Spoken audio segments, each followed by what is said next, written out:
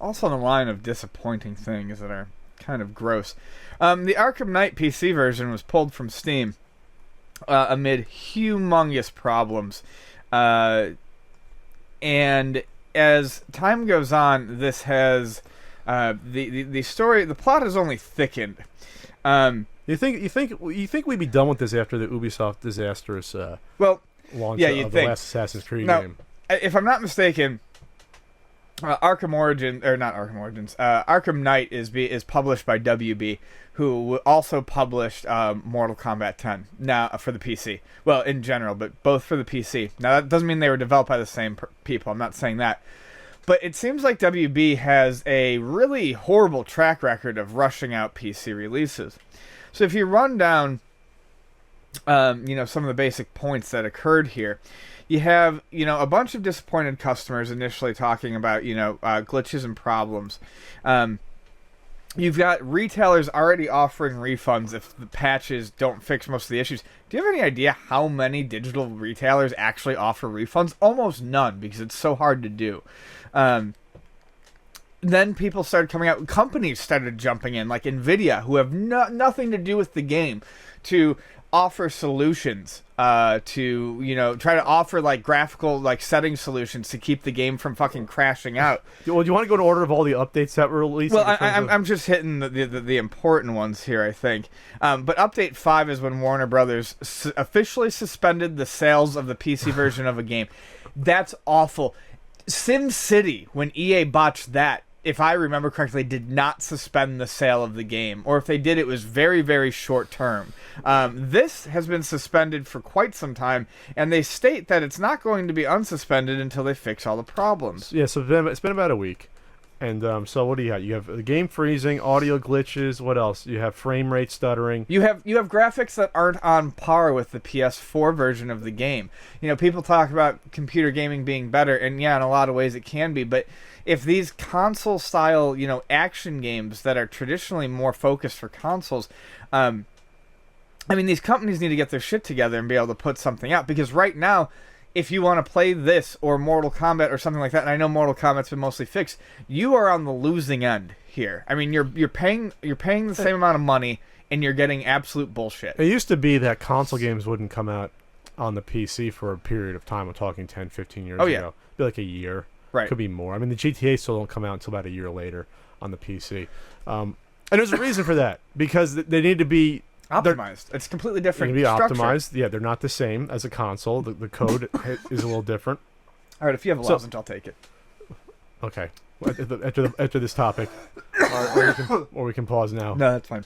The worst thing, though, is that it's come out that Warner Brothers knew about all the issues plaguing the PC version for months, according to inside sources.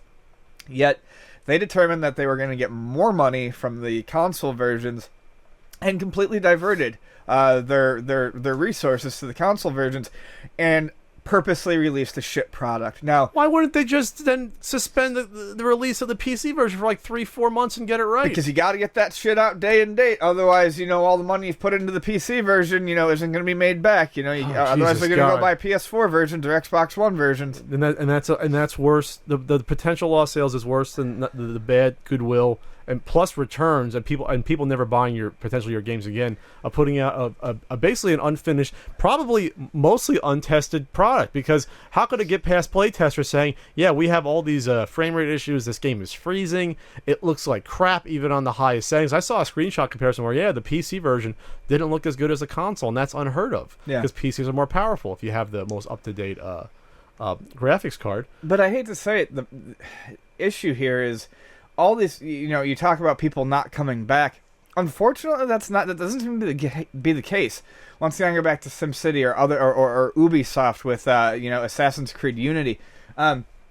These people stamp their feet and they whine. And while I'm sure there are plenty of video game players who stick to their guns and don't buy from these companies, just as many, as soon as the next shiny game comes out, they're too willing to throw money at the screen and buy it. Yeah. They don't ever learn anything. Consumers have to be smart. You can't be baby. First of all, if you're going to complain, you have the right to complain, but then next time Rocksteady comes out with a game, don't buy it the first day. Obviously, wait for the reviews to come out, or else you have no right to complain then.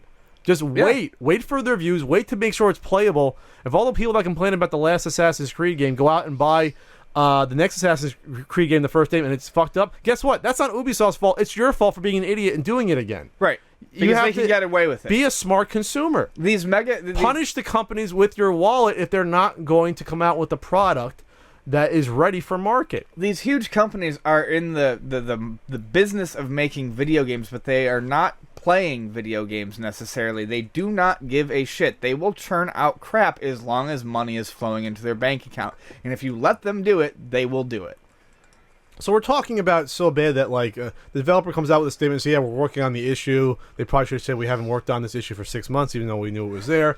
And then, yeah, like you said, you have like NVIDIA and frickin' when you have a frickin' graphics card company trying to help you, optimize your settings, that's ridiculous. They're not getting anything out of that. They're simply trying to help the people who want to play games. Now, these are people That's not their fault. It's not NVIDIA's fault. But these are the people who are on the right side of the equation. Sure. These are the people who are really trying to make sure that people get the experience that they paid for. Mm-hmm. Rocksteady's just like, well, we'll take it down and stop selling it until we magically fix it maybe, 6 months down the line.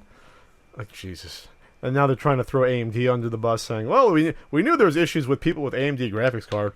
Working closely to rectify these issues quickly as possible, blah, blah, blah. It's like, come on, man. Well, then either don't release it or release it with a fucking asterisk that says if you have an AMD graphics card, you may experience problems. But then, so AMD, it sounds like AMD are releasing driver updates to help, and NVIDIA is doing the same. But if you told these companies months in advance about these problems, I'm sure they could have, instead of rushing out these updates, could have put out these updates before the game was released. Yeah, absolutely. And not being like, you're working on AMD and it's like, holy shit, this game's not running on the PC. So AMD's like, oh, okay, now it's our problem. Now we have to deal with it. Yeah, exactly. Now you're telling us now after the game's released. You could have told us, after the fact, it's not their fault. Exactly. You should have told us before.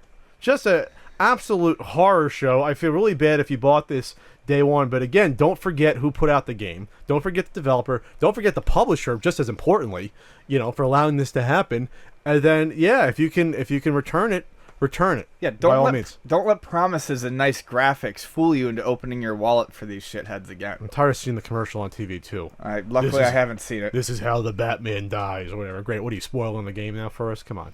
Well, am I supposed to know Batman's I dead? don't think the game looks good at all, though. Is it open world? Wasn't the second one open world? It's open world, but from what I've read in reviews, it forces you into the Batmobile so often that it's ridiculous. Because that's what I enjoy when I ever read a Batman. No, I want to swing around and jump from rooftop to rooftop. I don't want to play fucking GTA. I don't want to play Battlezone in my Batmobile, which is essentially what a lot of those segments sound like. Like the Batmobile can magically strafe.